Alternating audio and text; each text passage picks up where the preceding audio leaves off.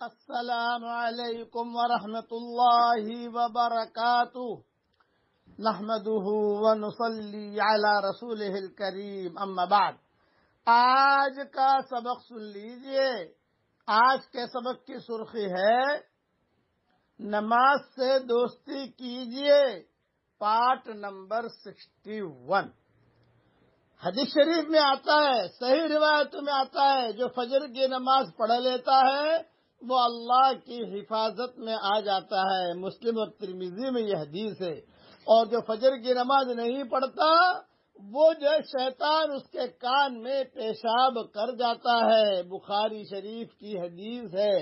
اب بچہ اگر ہمارے کپڑوں پر پیشاب کر جائے، بھئی 3 مرتبہ دھو لو، کپڑے پاک ہو جائیں گے، لیکن شیطان نے اگر کان میں پیشاب کر لیا تو کہاں پاک کرنے جائیں گے ہم، اور کون سے پانی سے پاک کریں گے؟ اس لیے نمازوں کا اہتمام کیجیے اور نا امیدی نہ ہوئیے۔ اگر کوئی بچہ کوئی بچی نماز نہیں پڑھتی، آپ کا کام ہے، ہمارا کام ہے دعا کرنا۔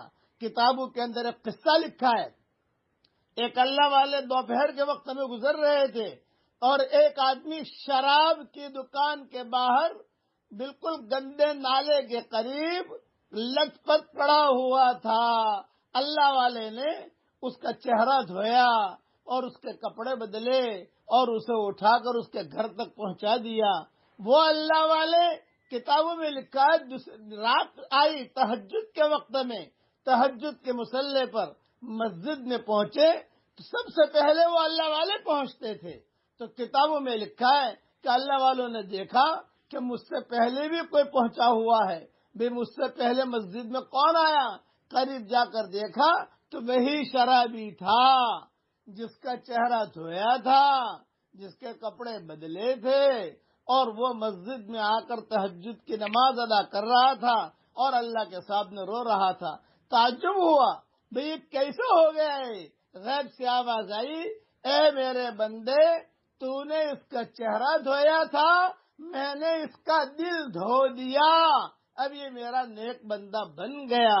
اس لیے مایوس بھی نہ ہونا چاہیے۔ کتابوں میں لکھا ہے، بعد میں چل کر یہی شرابی بہت بڑے اللہ والے بنے، جن کے ہاتھ پر کئی لوگوں نے توبہ کیے۔ اس لیے نمازوں کا اہتمام کیجیے، خاص طور سے فجر کی نماز کا اہتمام کیجیے۔ میرا ایک دوست تھا، وہ جب بھی فجر کی نماز چھوٹ جاتی تھی تو مجھے کہتا تھا، مولوی صاحب یہ حدیث مجھے یاد آتی ہے جو آپ بیانوں میں کہتے ہو کہ جس نے فجر کی نماز چھوڑ دی شیطان نے اس کے کان میں پیشاب کر دیا، پورا دن اس کے کان میں شیطان کا پیشاب رہے گا۔ اور جو زندگی بھر نہیں پڑتا فجر کی نماز، کتنا پیشاب جائے گا شیطان کا، اس کے کان، شیطان کا پیشاب کتنا جائے گا یہ بتاؤ۔ اور بخاری شریف کی حدیث ہے، اس قسم کے بہت حدیث ہیں۔ اس لیے نمازوں کا اہتمام کیجیے اور نا امید بھی نہ بنے، کوشش بھی کیجیے۔ جیسا اللہ والے نے تو کہا گیا، تو نے اس کا چہرہ دھویا، میں نے اس کا دل دھو دیا۔ بس اللہ ہم سب کا چہرہ بھی دھو دے اور اللہ ہم سب کا دل بھی دھو دے۔ آمین۔ وآخر دعوانا ان الحمدللہ رب العالمین۔